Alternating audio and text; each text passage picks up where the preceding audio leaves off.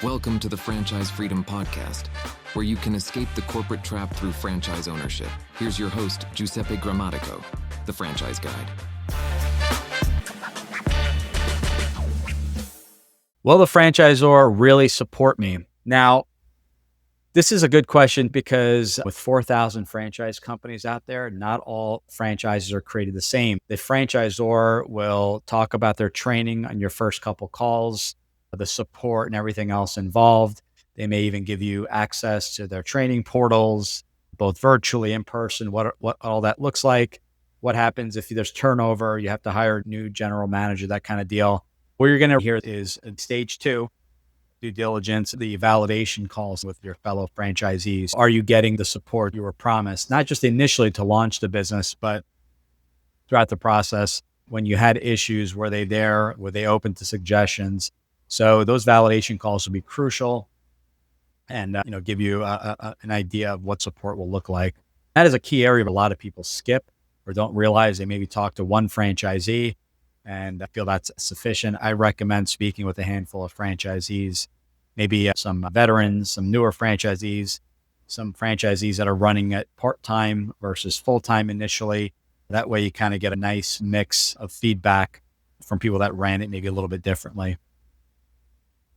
All right, number 7, how do I know if a franchise is financially healthy?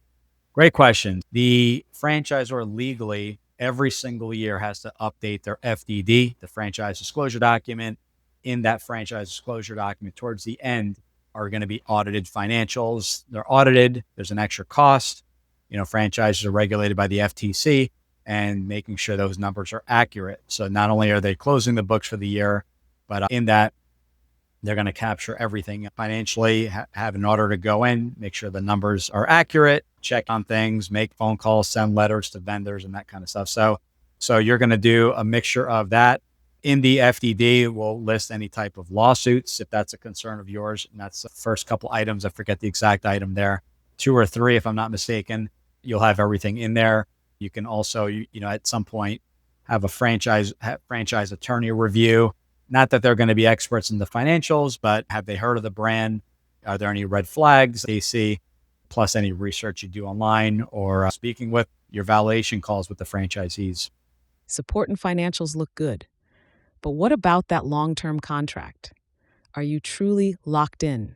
And what happens if you want to grow beyond your initial territory or even manage a diverse team if that's not your forte? Thanks for tuning in. If you want to learn how to make the transition from corporate to owning your franchise, join Giuseppe on the next episode. You can also follow on all social media platforms and achieve financial and time freedom today.